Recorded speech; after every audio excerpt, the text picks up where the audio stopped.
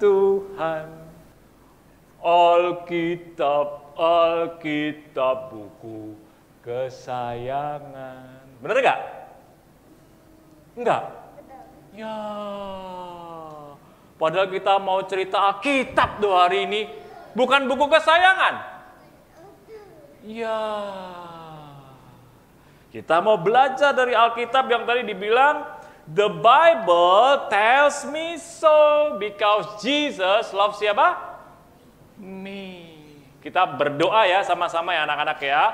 Papa Mama juga berdoa bersama-sama. Kita merenungkan Alkitab ya. Ikuti Lawsenael berdoa. Mari kita berdoa. Tuhan Yesus. Yuk mari kita berdoa, ikuti Lawsenael berdoa. Tuhan Yesus, terima kasih. Hari ini saya mau belajar Alkitab. Saya mau mendengar firman Tuhan. Tuhan tolong saya. Dalam nama Tuhan Yesus, saya berdoa. Amin. Lause akan membacakan dari Lukas pasal kedua kisahnya Tuhan Yesus. Nah, Lukas 2 mencatat seperti ini. Sesudah 3 hari mereka menemukan dia dalam bait Allah. Ia sedang duduk di tengah-tengah para guru agama sambil mendengarkan mereka dan mengajukan pertanyaan-pertanyaan kepada mereka. Semua orang yang mendengar dia, Yesus ini yang umur 12 tahun itu sangat heran akan kecerdasannya. Ketika orang tuanya, yaitu Yusuf dan Maria, melihat dia, tercenganglah mereka. Lalu kata ibunya, "Nak, mengapa engkau berbuat demikian terhadap kami? Lihat, bapakmu dan aku dengan cemas mencari engkau."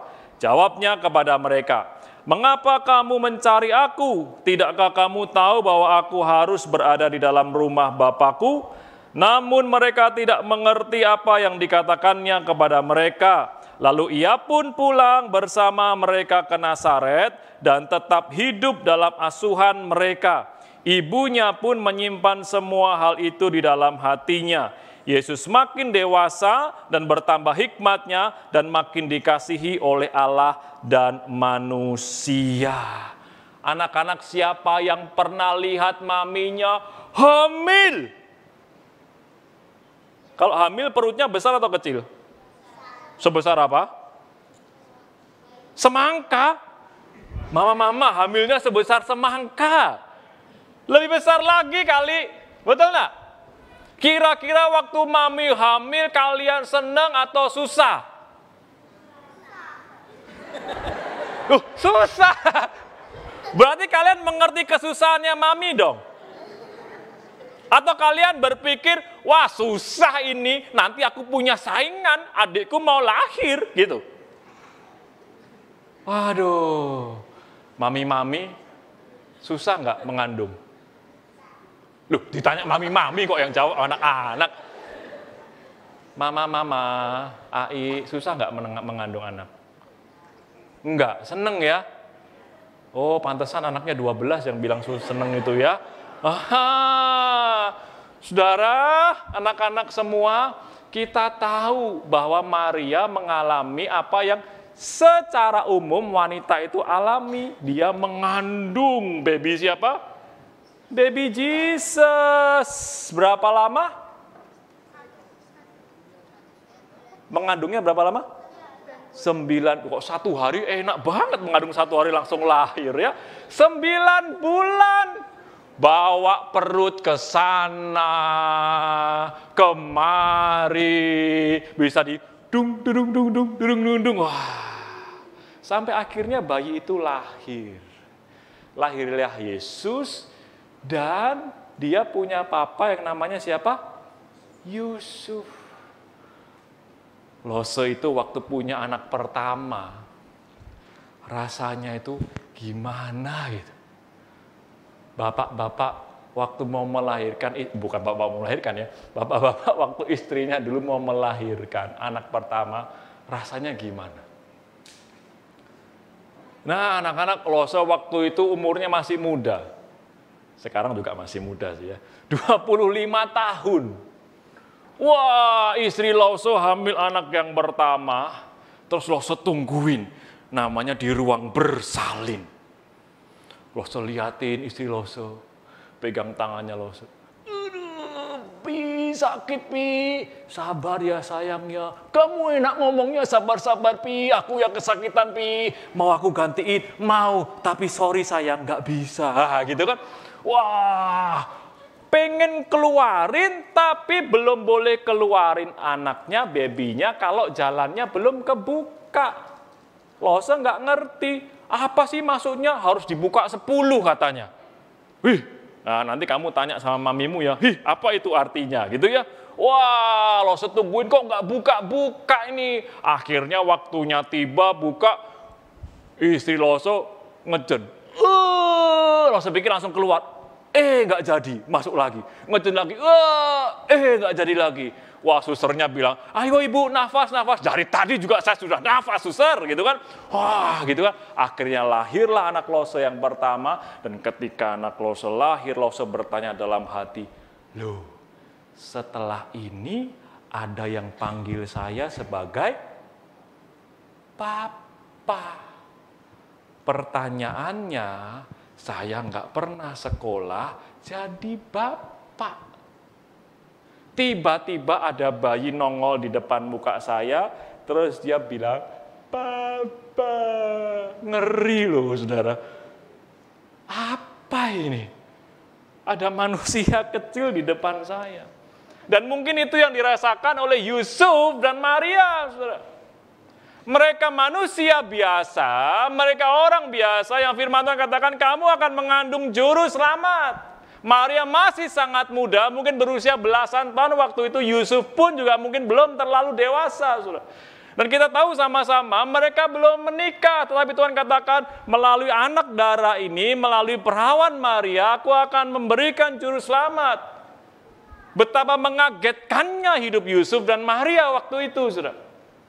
Tapi menarik sekali Lukas mencatat satu kisah, saudara, bagaimana kehidupan bayi atau masa anak-anak dari Yesus.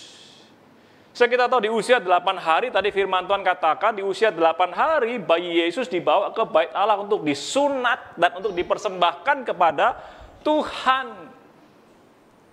Dan Maria, Yusuf sebagai papa mama bawa persembahan. Tahu nggak persembahannya apa? Angpau, bukan. Nah, persembahan apa? Uang, bukan. Burung apa? Merpati. Wah, betul. Burung merpati, anak burung merpati atau burung tekukur. Itu menandakan bahwa Papa Yusuf dan Mama Maria itu bukan orang kaya. Kalau orang kaya bawaannya mbek, itu persembahannya. Jadi Yesus lahir di tengah-tengah keluarga sederhana, tetapi keluarga ini adalah keluarga yang belajar taat kepada hukum Taurat, saudara. Di hari ke-8 Yesus disunat, dipersembahkan kepada Tuhan, dan waktu pentahiran Maria setelah dia sudah selesai melahirkan, mereka membawa persembahan itu, saudara, ke bait Allah. Sehingga saudara kita tahu sama-sama bahwa di masa kecil Yesus pun papa mama dari Yesus belajar taat sama firman Tuhan.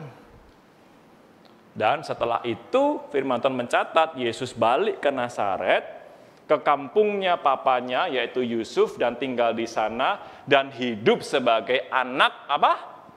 Papanya Yusuf kerjanya apa? Tukang kayu. Papamu kerja apa, nak? Senyum ya. Bukan tukang kayu juga kan? Bukan. Sehingga ada orang yang bangga waktu itu.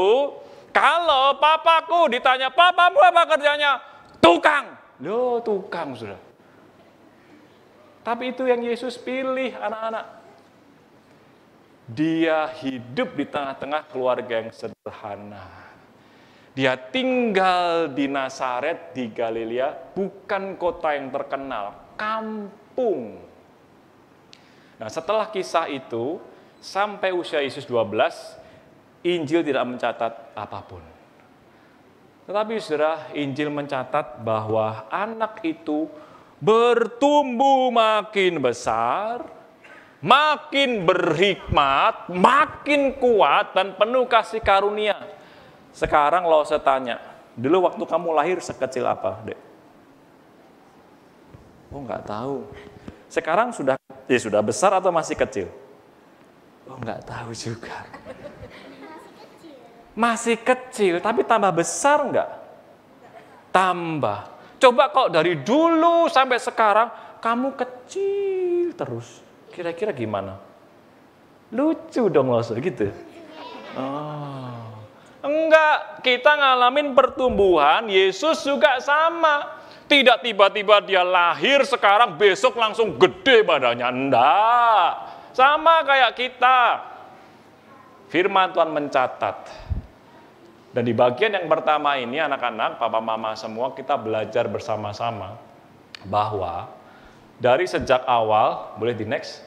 Nggak bisa jalan. Dari sejak awal, saudara, Yesus dan keluarganya menunjukkan sebuah ketaatan kepada Tuhan. So, kalau Injil Lukas tidak mencatat ini, kita tidak tahu pergumulan Yusuf, kita tidak tahu pergumulan Maria, kita tidak tahu bagaimana mereka belajar untuk mengerti Taurat sehingga harus mempersembahkan Yesus, sehingga harus menyunatkan Yesus, sehingga harus membawa burung tekukur atau anak burung merpati, tetapi mereka lakukan itu. Dan disitulah kita tahu bahwa keluarga itu menjadi penting di tengah-tengah Yusuf dan Maria dan Yesus sebagai anak mereka. Jadi dari kecil, anak-anakku belajar taat bersama dengan papa mama. Luar biasa, kamu anaknya siapa? Lo kasih 100. Katanya, ya memang aku belajar taat sama papa mama. Luar biasa. Nah, papa mama sekalian, dari anak-anak kecil, ada nggak hati seperti Yusuf dan Maria ini? Atau mungkin kita berpikir, aduh anakku lahir lagi. Repot banget. Aduh gak bisa tidur lagi. Waktu tidurku terganggu. Nah, ada sekolah minggu bayi di GKI Surabaya. Masukin aja, biar diajarin sama lausenya. Nah, pas kok lausenya cinta anak-anak langsung nempel. Tugas saya makin ringan sebagai orang tua. Begitu, saudara? Saudara, Yusuf dan Maria belajar dari sejak awal bagaimana mereka taat kepada firman Tuhan dan mengajak Yesus. Dan inilah yang harus kita bangun, saudara. Hari ini kita memperingati Parents Day, bukan? Ini tanggung jawab keluarga kita. Saudara, waktu istri saya hamil, waktu istri Lause hamil, istri Lause itu sering cerita ke anaknya Lause sama anaknya istri Lause sambil pegang perut begini. Nah, Yunus itu di perut ikan, kamu di perutnya mami. Terus Lause tuh bingung. Kamu tuh ngomong sama siapa sih? Ngomong sama perutmu sendiri tak? Loh, ini anak kita. Terus istri Lause bilang begini, ayo papi, coba ngomong sama anakmu. Loh, aku tuh ngomong sama perutmu, bukan sama anakmu. Nggak gampang. Karena apa? Lause nggak lihat. Tetapi sesudah lahir, apakah kemudian Lause tiba-tiba bisa cerita sama anak Lause? Halo, enggak. Proses, papa mama. Yusuf dan Maria jalani proses ketaatan itu. Setelah itu kita tahu kisahnya, Lukas menuliskan lagi, tiba-tiba Yesus nongol, muncul lagi di umur berapa? 8. Oh kok 8? Bukan. Lausemu siapa? Nah, Lause mau tanya, kok kamu jawab 8, dan Lausemu ngajarin 8 lagi. Bertobat, Lause. Baca lagi Alkitabnya ya. Berapa? 12 sayang. 12 tahun. Hah? Oh, jam 12, berarti kamu pinter ya, lo semua pinter juga. 12 tahun. Dari usia 8 hari sampai 12 tahun, Injil tidak mencatat apa-apa, tiba-tiba Lukas mencatat 12 tahun Yesus bersama dengan orang tuanya pergi beribadah ke Bait Allah. Dan firman Tuhan katakan setiap tahun mereka beribadah ke Bait Allah itu berarti menandakan Yusuf dan Maria belajar taat bukan hanya di awal mula Yesus lahir, tetapi setelah itu pun setiap tahun mereka jalan dari Nazaret ke Galilea, ke Yerusalem 7 hari, rayakan Paskah, balik lagi. Nanti Yesus umur 2 tahun, jalan lagi, balik lagi, umur 3 tahun, jalan lagi. Seperti itu yang mereka lakukan, saudara. Dan biasanya anak-anak Yesus berjalan dengan orang tuanya dan juga keluarga-keluarganya itu kelompok. Bareng-bareng. Sambil jalan, sambil nyanyi. Jalan serta Allah. Bukan serta Yesus, karena Yesusnya masih kecil. Nah, mereka jalan kelompok-kelompok supaya apa? Kelihatan nih. Oh, siapa kalian di depan, di tengah, nggak ada yang hilang. Karena rame. Nah, kalau rame, itu harus dijaga. Jadi papa mama kalian itu kalau jaga kalian harus ekstra liatin loh. Wah, mana nih anakmu nih? Wah, jangan-jangan hilang nih. Mereka jalan berkelompok-kelompok. Lalu kemudian, sebelum sampai masuk ke kota, biasanya mereka akan berkemah dulu, sebelum akhirnya masuk ke kota Yerusalem dan ke Bait Allah. Nah, saudara, kelompok itu akhirnya merayakan Paskah selama kurang lebih 7 hari di Bait Allah. Nah, setelah selesai 7 hari, mereka akan pulang lagi, termasuk papa mama Yesus, yaitu Yusuf dan Maria, balik lagi kemana tadi kampungnya? Yerusalem. Kok Yerusalem? Nazaret, ya. Balik ke Nazaret. Sama baliknya juga berkelompok, jalannya sama-sama. Tapi setelah 1 hari perjalanan, tiba-tiba Bapak Yusuf lihat, loh, anak aku kok nggak ada? 12 tahun sudah umurnya. Berarti kira-kira kelas berapa SD? Siapa di sini umur 12? Nah, persis kayak kamu, nak. Koko umur 12 ya sekarang ya. Nah, kira-kira kelas 6 SD. Ya segede inilah. Saya nggak tahu Yesus gemuk atau kurus, nggak ngerti. Tetapi kira-kira segede inilah. Nah, kelihatan nggak di kerumunan orang banyak? Tiba-tiba hilang. Dan mereka mencari sampai bingung. Anak-anak, Lose pernah hilang. Bener. Papa mama, saya pernah hilang di umur TK 0 besar. Jadi TKB ya, kalau sekarang tuh TKB. Dulu namanya 0 kecil sama 0 besar, ya. Kenapa kok hilang? Nah, Lose itu sering dijemput, pasti dijemput sama bapaknya Lose naik sepeda motor, ya. Dan biasa setiap hari jemputnya itu tidak pernah terlambat. Siapa di sini yang dijemput papa mamanya?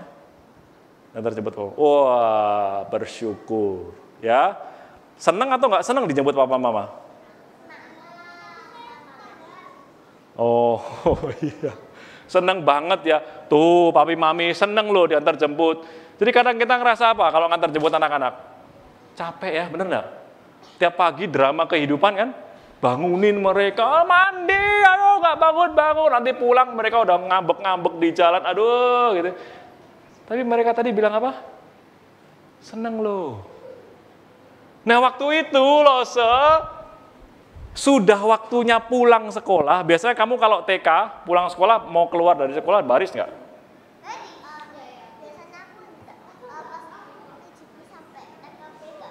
Oh nggak baris. Oh kalau pas jadi harus baris gitu ya. Oh sekolahnya Lose baris kalau keluar. Baris sehingga gurunya tahu mana anak yang sudah selesai, kelas mana harus selesai. Nah waktu itu Lose nunggu. Kok papanya Lose nggak jemput-jemput?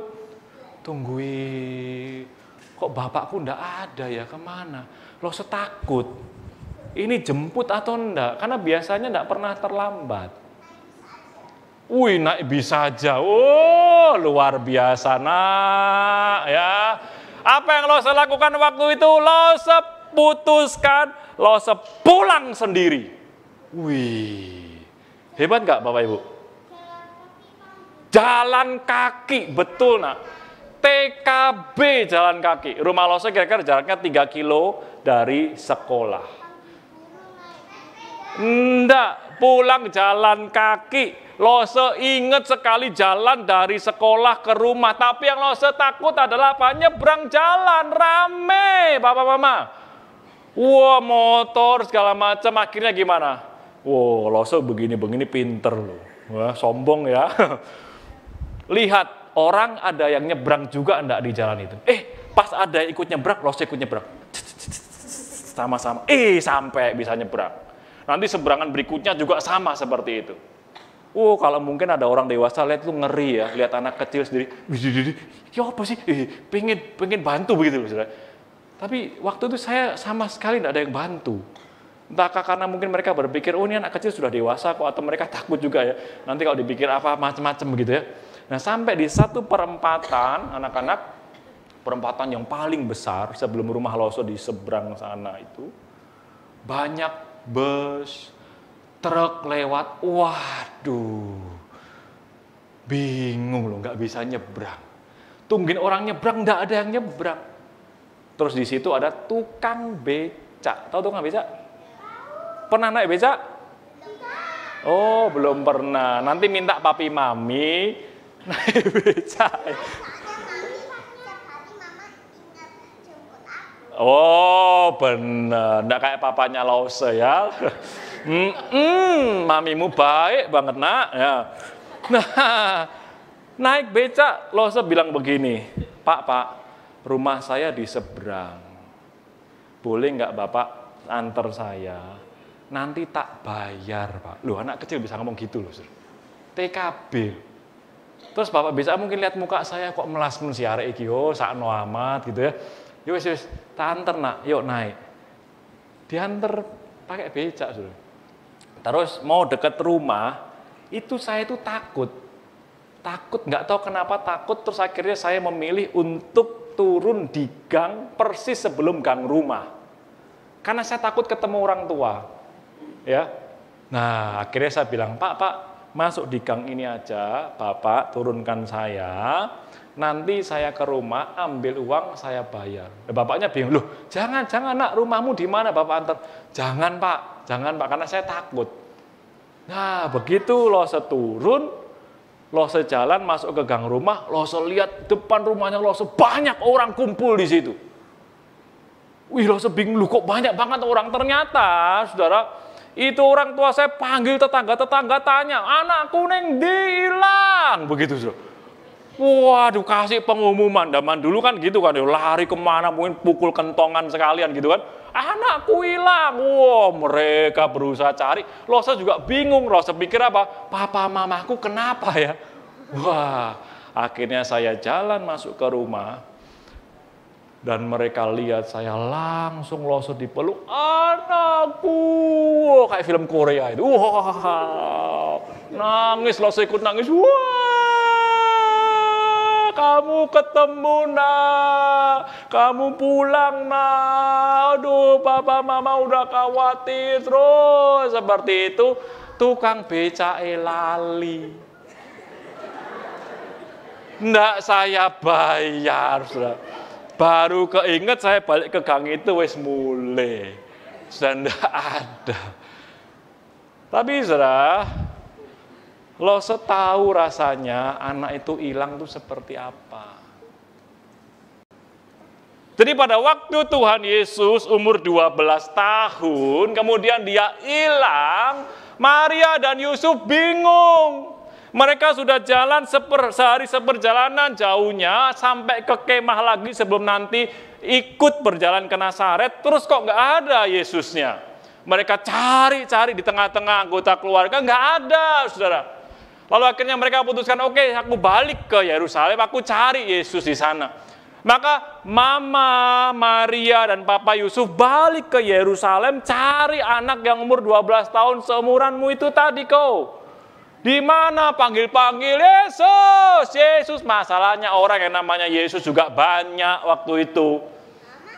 Iya, kayak Bambang, Agus, sama banyak. Nah, akhirnya setelah 3 hari, bayangin ya, Lose hilang cuma berapa jam? 1 jam paling.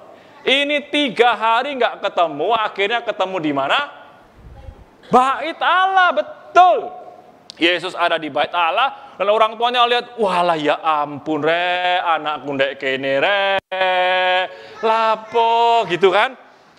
Lihat di bait Allah, terus kok duduk sama orang-orang tua yang suka ngajar Alkitab, guru-guru agama, kayak loso-loso sekolah minggu terus ngobrol. Wah, kayak anak pinter tuh, jawab Alkitab semuanya bener, ya. Wah. Terus papa mamanya datengin Yesus. Mamanya bilang begini tadi kan, aduh nak, kamu kemana aja sih nak? Kamu hilang 3 hari, mama nyariin kamu. Aduh nak, mungkin dicewer juga kali Tuhan Yesus ya.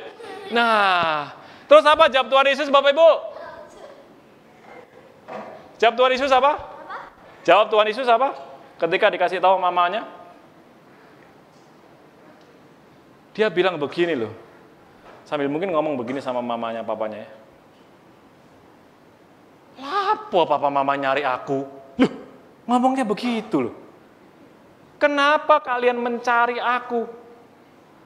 Papa mama saya tanya nih, Asuk Ai saya tanya. Kita udah kehilangan 3 hari, anak kita ketemu, kita ciumin gini-gini, kita ngomong, kamu kemana? Jangan anak kita ngomong gini. Loh lapo sih mama sama papa kok khawatir amat sih? Loh, gimana sih 3 hari hilang loh? Gimana nggak khawatir? Yang lose 1 jam aja hilang, 1 kampung dicari loh. Sampai orang-orang bantuin papa mamanya lose nyari lose loh. Ini Yesus ketemu bukannya kayak film Korea tadi ya. Papa mama kau sudah menemukan aku, lari. Wah, terus pelukan, wah, ciuman. Enggak begitu. Orang tuanya tanya, dia malah, ngapain sih kalian nyari-nyari saya? Kurang ajar nggak anak kayak gini? Takut pasti ngomong Yesus kurang ajar kan? Nah, sebagai bocah berumur 12 tahun, kita mungkin kaget. Kok Yesus menjawab seperti itu kepada papa mamanya? Tapi jawaban Yesus tidak berhenti sampai di sana. Yesus katakan, aku harus berada di rumah Bapakku. Apa artinya anak-anak? Ini bapaknya Yesus namanya Yusuf ketemu sama Yesus. Aduh anakku, senang banget aku ketemu sama kamu. Kamu kemana aja sih? Terus tiba-tiba Yesus bilang gini, aku harus berada di rumah Bapakku. Lose kok jadi Yusuf, papanya Yesus, Lose bilang, loh aku itu bapakmu nak. Kamu tuh enggak di rumahku, kamu di rumah orang lain kok. Nah maksud Yesus apa kira-kira? Apa papa mama? Nah disinilah kita mau belajar sama-sama. Yesus bukan anak yang membangkang atau anak yang ngelawan orang tua. Bukan. Karena setelah itu Injil mencatat, Yesus pulang bersama dengan orang tuanya. Kemana? Ke Nazaret. Dan Injil mencatat ia tetap hidup dalam asuhan orang tuanya. Berarti dari umur berapa tadi di situ? 12 sampai Yesus mulai pelayanan umur berapa? Kira-kira 30 tahun. Berarti Yesus melanjutkan hidup bersama dengan keluarganya 18 tahun lagi. Sehingga dari usia 0 sampai 30 tahun, Yesus sebelum dewasa, dia hidup tinggal bersama dengan keluarganya. Keluarga yang kita tahu dari awal tadi, keluarga yang sederhana, keluarga yang biasa, keluarga yang layaknya pada umumnya orang punya keluarga waktu itu. Tetapi keluarga yang belajar taat. Tetapi di bagian ini, sudah kita belajar nih anak-anak. Kita belajar dari Yesus apa? Yesus sampaikan kepada papa mamanya, papa mama, oke, kalian orang tua saya. Betul, mama yang melahirkan saya. Papa yang menjaga saya. Betul. Tetapi saya mau ingatkan bahwa ada Allah Bapa di surga. Sehingga saudara, Yesus sedang ngomong sama kita, keluarga Kristen yang engkau mau bangun dan yang engkau mau terus bangun sampai hari ini, harus keluarga yang hidup dalam pola segitiga. Anak-anak sayang sama orang tua. Orang tua sayang sama anak-anak. Dan dua-duanya sayang sama siapa? Tuhan. Sehingga ada pola cinta segitiga antara Allah, saya sebagai papa, saya sebagai mama, dan saya sebagai anak yang saling mengasihi satu dengan yang lain. Itu keluarga Kristen, saudara. Sehingga tidak bisa, saudara, dengan kemampuan kita sendiri, dengan keahlian kita sendiri, anak-anak juga tidak bisa bertumbuh dengan sendirinya kalau tidak ada cinta dari Allah di tengah-tengah keluarga kita. Saudara, belajar mengasihi suamimu, belajar mengasihi istrimu, belajar mengasihi anak-anakmu lewat kasihnya Allah. Anak-anak belajar sayang sama orang tua lewat kasih kita kepada Tuhan. Sehingga saudara, cinta segitiga seperti ini kalau kita terus mau bangun, maka sungguh-sungguh Tuhan hadir di tengah-tengah keluarga kita. Nah, saudara, ketika kita melihat bagian ini, maka saya akan menutupnya dengan surat Paulus kepada jemaat di Efesus. Kepada anak-anak, dengerin lause. Firman Tuhan bilang begini, hai anak-anak, taatilah orang tuamu di dalam Tuhan, karena demikianlah yang benar. Hormati ayahmu dan ibumu, ini adalah suatu perintah yang penting, supaya kamu berbahagia dan panjang umurmu di bumi. Lalu saya mau tanya, siapa di sini yang belajar taat dan hormat sama papa mama sama angkong ama? Bener. Kalau bangun tidur, mami bilang begini, beresin tempat tidur ya, Emoh mami, ada mbak. Gitu. Nanti kalau mami bilang, ambilin ya sendoknya. Emoh mami lebih deket di situ berdirinya. Gitu? No.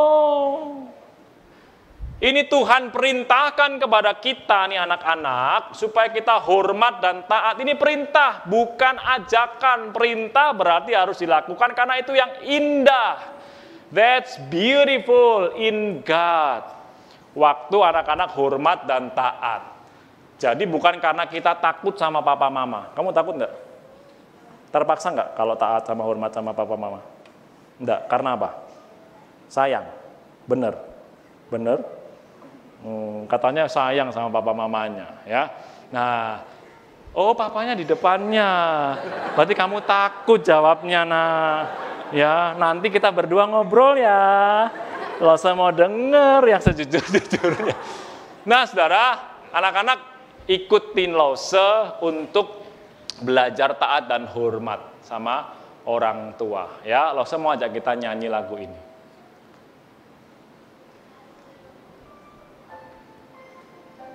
Bayangin wajah papa mamamu kalau datang, lihat muka mereka sekarang.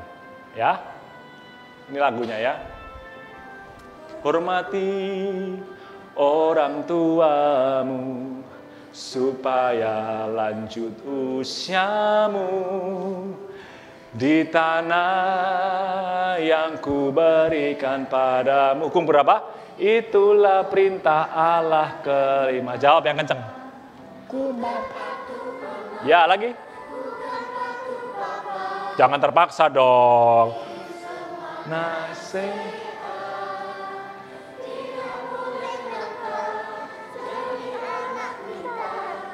Sayang kakak.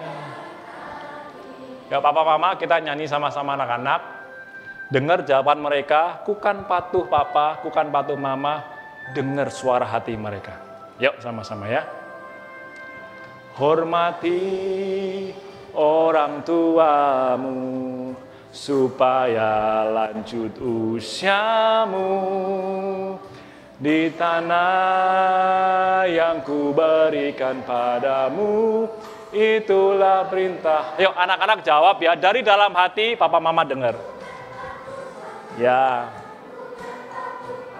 Ya. Lagi nak.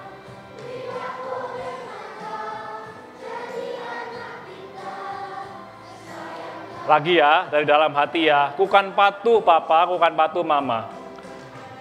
Ya, dalam hati ngomong kayak ngomong sama mama, kayak ngomong sama papa. Saya mau belajar taat dan hormat ya. Siap, 1, 2, 3. Kukan patuh.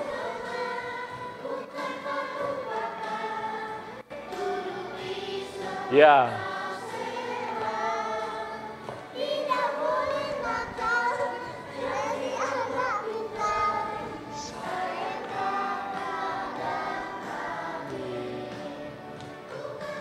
Benar? Mau patuh? Mau taat? Mau hormat? Yang sudah umur-umur 5-6 SD, mau taat, mau hormat? Yang sudah SMP, SMA, mau tetap taat, mau hormat? Nah, kamu masih kecil nak, gampang. Ya. Nanti kalau udah tambah besar, papa mamamu udah, ini anak kok gede-gede, cepet gitu ya. Kenapa nggak jadi bayi lagi? Nah, saudara, tetapi bukan cuma anak-anak. Sebab papa mama juga dipanggil oleh Tuhan. Jadi anak-anak, papa mamamu juga punya tanggung jawab besar. Apa? Ini kata firman Tuhan. Hai bapak-bapak,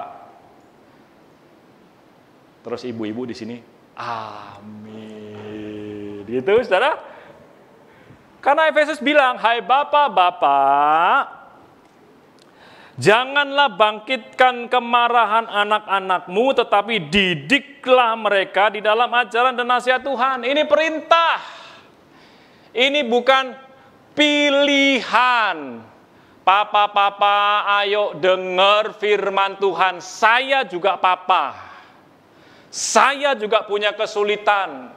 Saya juga punya tantangan. Gimana caranya saya didik anak saya seturut ajaran dan firman Tuhan? Ngomong aja belepotan. Sukanya kita lempar ke istri saya, bukan? Betul nggak? Biarin istriku aja. Kalau urusan anak, bojoku ae. Siapa di sini yang begitu, saudara? Saudara, firman Tuhan jelas. Saya mau tanya sama anak-anak ya, papa-papa ya.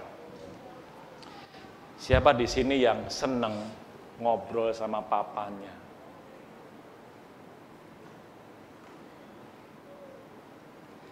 Lebih suka ngobrol sama papa atau mama? Takut jawab. Ya. Anak-anak itu polos kan? Kalau ditanyakan mereka pasti akan langsung jawab spontan dan itu yang jujur. Kalau memang mereka senang dengan kehadiran kita sebagai papanya, saudara lakukan itu. Banyak anak-anak yang hilang figur papa. Serius. Saudara, firman Tuhan katakan kepada setiap kita, khususnya para bapak. Saudara, saya juga belajar sampai hari ini. Dan urutannya jelas, saudara. Bukan didik dulu, tetapi apa? Jangan bikin anak kita marah duluan. Saya mau tanya, papa, mama, ai, asu, om, tante di sini, kalau anak-anak bikin kita marah itu wajar enggak? Lu kok mikir sih? Kalau anak-anak bikin kita marah setiap hari, kira-kira wajar enggak? Kan kita kan bilang begini, oh nggak apa-apa lah pak, kan masih anak-anak. Nah, selalu ngomong gitu kan? Kita bisa ngerti, betul? Tapi buat anak-anak, kalau kita yang membuat mereka marah sama kita, firman Tuhan katakan no. Itu akan membuat mereka punya kebencian, kepahitan, sakit hati kepada kita orang tuanya. Saya dengar baik-baik ini. Ini serius. Berapa banyak keluarga yang tetap utuh hanya secara luar. Tapi tidak pernah ngobrol antara bapak sama anak. Sampai si bapak ini punya cucu, dia sayang cucunya karena dia tidak bisa ngobrol sama anaknya. Berapa banyak kita, opa oma, akong ama, yang seolah-olah mau nutup kesalahan kita dulu dengan anak kita, membayarnya lewat cucu kita. Itulah kenapa kemudian, oh iyalah kakek neneknya lebih sayang sama cucunya lah. Bisa jadi, saudara, engkau dan saya sebagai papa mama susah sekali ngomong terima kasih sama anak kita. Papa mama suka ngomong terima kasih sama kalian enggak? Tapi mereka suruh kalian sering ngomong terima kasih kan? Sering dengar papa mama ngomong terima kasih nak gitu. Saudara, kasihan loh. Apalagi ucapan maaf. Papa mama pernah bikin salah nggak sama kita? Pernah? Pernah ya? Papa mama pernah jadi orang yang menjengkelkan ya, bencekno nggak buat kita? Pernah kan ya? Pernah nggak papimu datang terus bilang begini, nak papi mau ngomong, papi minta maaf. Sampai papi nangis di depan kalian karena permintaan maaf itu sungguh-sungguh dilakukan. Pernah? Sudah seberapa gengsi kita sih sebagai orang tua? Untuk mengakui bahwa kita bisa salah dan pasti pernah salah. Firman Tuhan ini keras buat saya dan juga buat kita sebagai orang tua. Firman Tuhan katakan, jangan bangkitkan amarah anak-anakmu. Tapi sebelum kau mendidik mereka, beresin dulu. Susahnya apa sih sudah ngomong thank you? Padahal kita berkali-kali ngajarin anak kita, dikasih orang lain, dikasih apa, bilang apa, thank you. Tapi kita nggak pernah ngomong thank you sama mereka. Kalau mereka sudah belajar taat, tadi bersihin kamar mandi, bersihin kamar mereka, rapiin segala macam, meja belajar mereka, ada nggak kita bilang thank you sama anak-anak kita, saudara? Nggak usah, Pak. Kita harus didik anak-anak kita disiplin. Setelah itu nggak ada hubungannya, justru kita juga mendisiplin diri kita untuk ngomong thank you, apresiasi mereka dong. That's right, nak. Sudah perhatikan baik-baik, saya pernah juga bergumul dalam hal ini. Apalagi ketika engkau dan saya salah, dan kita mengambil waktu pribadi ngobrol sama anak-anak kita. Nah setelah itu, teach them, train them, ajar mereka dan latih mereka bukan cuma dengan omong doang, tapi juga dengan sikap kita. Kita tunjukkan sungguh-sungguh kita sayang mereka, kita latih mereka dengan keteladanan. Bukan kesempurnaan. Anak-anak tahu, saudara, bahwa kita bukan papa yang sempurna, kita bukan mama yang sempurna. Mereka ngerti. Dan mereka tidak pernah menuntut kita sempurna, tapi mereka meminta kita menjadi orang yang asli buat mereka. Papa yang bisa salah, tapi papa yang mau belajar lagi bangkit dari kesalahannya. Mama yang bisa terpuruk, tetapi mama yang bisa lagi bangkit untuk anak-anaknya. Itu yang mereka mau lihat, saudara. Bukan orang tua yang sepertinya setiap hari kelihatan strong, tetapi hancur lebur di dalam hatimu dan pikiranmu. Saudara, anak-anakmu sangat sayang kau.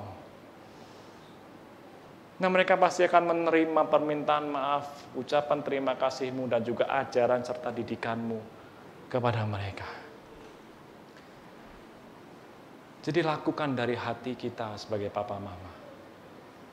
Karena kita sayang sama Tuhan. Karena Bapa itu hadir di tengah-tengah keluarga kita. Dan Bapa itu sayang sama mereka. Setelah momen ini saya ingin mengajak kita untuk bersama-sama bertekad. Anak-anak yang papa mama atau ama akongnya sekarang datang, kalian duduk di sebelah papa mama kalian sekarang. Yuk, berdiri. Langsung pengen ajak kita nyanyi satu keluarga. Yuk, kalian hampirin papa mama kalian duduk di mana, duduk sama mereka sekarang sama-sama. Boleh kasih space sedikit Bapak Ibu, supaya anak-anak bisa duduk bersama-sama dengan kita. Yang sudah remaja, SMP, SMA, nggak apa-apa. Ayo, kalau papa mama kalian datang, duduk sama mereka hari ini. Bapak Ibu, suami istri yang masih duduk terpisah, coba duduk satu baris. Bersama dengan pasanganmu, papa mama, bersama dengan anak-anakmu. Sudah? Sudah, nak? Ya. Saudara, saya ingin mengajak kita untuk bertekad as a family. Sebagai satu keluarga. Mungkin anak-anak kita bingung, kok papi kok hari ini bisa mau begitu. Jangan, papimu lagi belajar. Mamimu juga lagi belajar. Kita mau sama-sama ngomong sama Tuhan ya anak-anak, bahwa saya dan seisi rumah saya, berarti saya, Koko, Cece, Meme, Titi, atau dengan Ama, Akong, dengan Papa, Mama, saya mau menyembah Tuhan. Oke? Kita mau coba belajar nyanyi sama-sama. Sini, Tih. Tuh. Panggil, duduk sama. Ayo, sini. Kita akan nyanyi sama-sama ya. Kita bertekad sama-sama. Nanti Lause minta anak-anak belajar mendoakan Papa Mamamu. Papa Mama, doakan anak-anakmu. Suami istri juga saling mendoakan. Ya.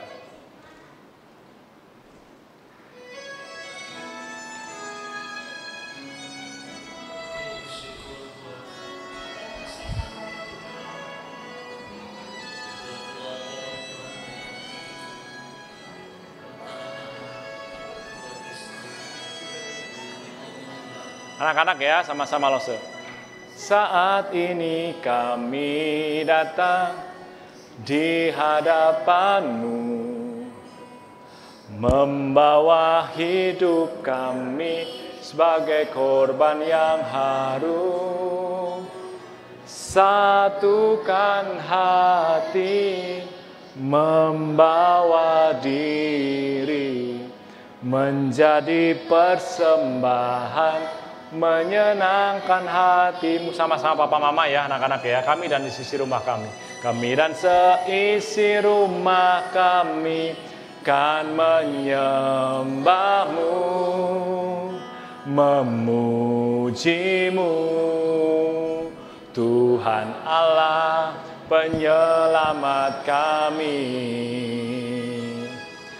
Kami dan seisi rumah kami kan memujamu, mengagumi kasih-Mu di setiap waktu.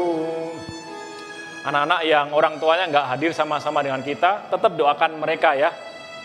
Tetap minta Tuhan sayangi mereka ya. Saat ini kami datang di hadapan-Mu, membawa hidup kami sebagai korban yang harum. Satukan hati, membawa diri, menjadi persembahan menyenangkan hatimu. Rangkul papamu, rangkul mamamu, sama-sama nyanyi dengan mereka.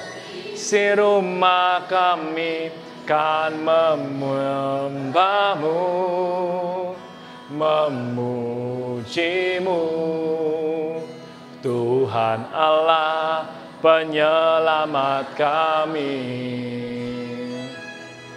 Kami dan seisi rumah kami kan memujamu, mengagumi kasih-Mu di setiap waktu. Papa Mama boleh lihat anak-anak dulu nggak sebentar? Tatap wajahnya dan ngomong sama dia, "Nak, Mami sayang sama kamu. Papi sayang sama kamu."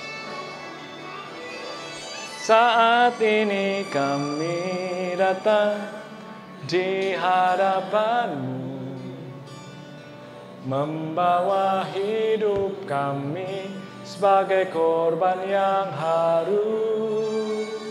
Satukan hati, membawa diri, menjadi persembahan menyenangkan hatimu. Sama-sama yuk, satu keluarga kita nyanyi sama-sama. Kami dan seisi rumah kami kan menyembahmu, memujimu, Tuhan Allah penyelamat kami. Kami dan seisi rumah kami kan memujamu, mengagumi kasih-Mu di setiap waktu. Volumenya boleh turunkan sedikit, volumenya. Anak-anak ikutin Lause berdoa. Lause pengen kalian berdoa untuk papa mama ya. Ikuti Lause berdoa ya. Papa mama dengarkan doa anak-anakmu sekarang. Mari kita berdoa. Tuhan Yesus, yuk ikuti Lause berdoa. Tuhan Yesus, terima kasih untuk papa. Terima kasih untuk mama. Tuhan, papa mama bukan orang yang sempurna. Mereka pernah bentak saya. Mereka pernah buat salah kepada saya. Tapi Tuhan Yesus, saya mau sayang papa mama saya. Saya mau mengasihi papa mama saya. Sama seperti Tuhan Yesus sayang kepada mereka. Tolong papa, tolong mama, bentuk mereka Tuhan, supaya mereka terus belajar menjadi papa, belajar menjadi mama, seperti yang Tuhan mau. Papa, mama, bapak, ibu semua, saya mengajak kita mendoakan anak-anak kita. Gandeng tangannya, rangkul dia, rangkul mereka, dan doakan mereka. Anak-anak, dengar doa papa mamamu untuk kalian. Kalau ada bapak ibu yang hampir tidak pernah mendoakan anak-anaknya, atau jarang sekali mendoakan anak-anaknya, mari pakai momen ini untuk doakan anak-anakmu. Saya berikan waktu untuk papa mama mendoakan anak-anak kita masing-masing.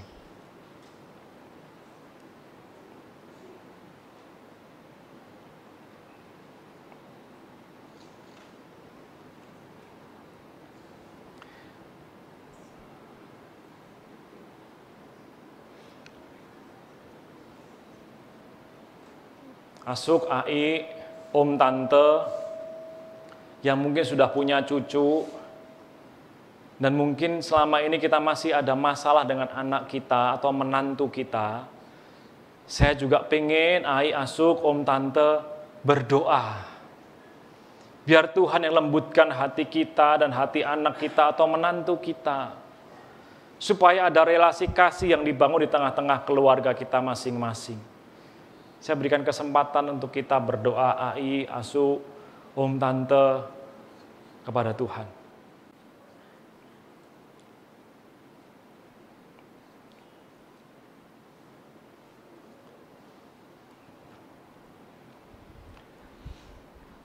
Tuhan, terima kasih untuk momen ini. Kami bersyukur kepada Tuhan karena Engkau baik. Engkau sayang dengan kami dan keluarga kami. Tuhan, kami sebagai anak mungkin pengen sekali lihat papa ke gereja atau mama ke gereja, karena selama ini papa atau mama kami belum ke gereja, Tuhan. Tuhan, kami pengen papa bisa ke gereja, mama bisa ke gereja. Tuhan, dengar doa kami. Tuhan, kami juga rindu sebagai suami atau istri, kami rindu pasangan kami juga semakin serupa Kristus. Sehingga tolong kami juga untuk mau berubah dan membentuk diri kami serupa Kristus. Tuhan, tolong kami sebagai opa oma yang mungkin pernah punya salah dengan anak kami dan kami belum menyelesaikannya sampai hari ini ya Tuhan. Dan kami menganggap itu berlalu begitu saja, padahal kami tahu karena kami merasakan ganjalan di dalam hati kami. Tuhan, tolong kami untuk bisa ngobrol dengan anak kami atau dengan menantu kami. Tuhan, ini keluarga kami yang bergandeng tangan, yang saling memeluk satu dengan yang lainnya di hadapan Tuhan. Sebab kami dan seisi rumah kami mau beribadah kepada Tuhan. Bagaimana kami bisa beribadah kepada Tuhan kalau kami tidak percaya kepada Tuhan Yesus? Bagaimana kami bisa beribadah seisi rumah kami kalau kami tidak saling mengasihi satu dengan yang lainnya. Tuhan, tolong kami sebagai orang tua belajar mengucapkan terima kasih dan maaf. Tolong kami sebagai anak-anak belajar hormat dan taat kepada orang tua kami. Sehingga di dalam kekurangan kami sekalipun ada kasih Tuhan yang mengalir luar biasa di tengah-tengah keluarga kami. Tuhan, tolong setiap kami. Baik kami sebagai orang tua maupun sebagai anak-anak. Baik kami sebagai suami maupun sebagai istri. Kami berdoa memohon pertolongan di dalam nama Tuhan Yesus Kristus. Amin.